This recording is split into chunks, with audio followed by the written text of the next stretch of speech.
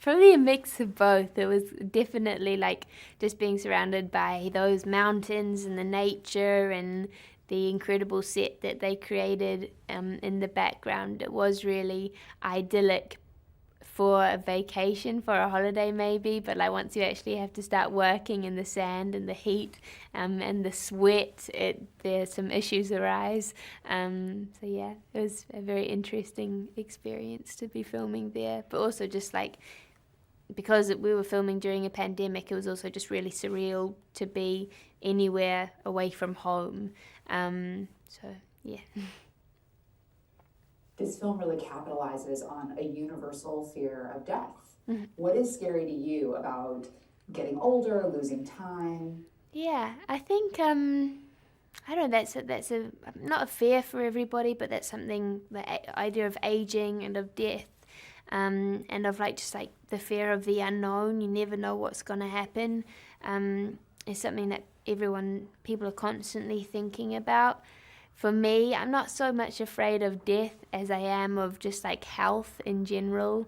So kind of the idea of like, I don't know, just like everything, all of these health issues coming on all at once is like, would be terrifying to me. Luckily for Maddox, she's a pretty healthy human being, so she didn't have to deal with too much of that stuff.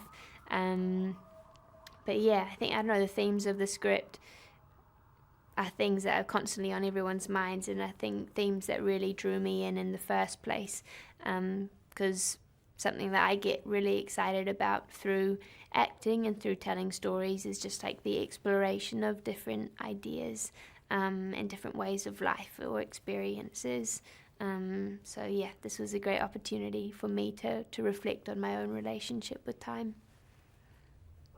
It's also this wonderfully diverse cast. I mean, like the entire globe basically is represented. Yes, And yeah. I know that was really important at night. Why do you think it's important for this story to be told through all of those different people's perspectives? Yeah, well, it's just real life, isn't it? Like that's a really great point, and that's another thing that really drew me to doing the film is of how amazingly diverse it was and how representative it is of the real world. We're not all one color, we're not all from one place. The people come from all areas of the world, and it's just like cool to see people like just coming together. So yeah, it's just important to have everyone represented fairly. Family, parenthood, also really big themes in this movie. How did that resonate for you throughout the story?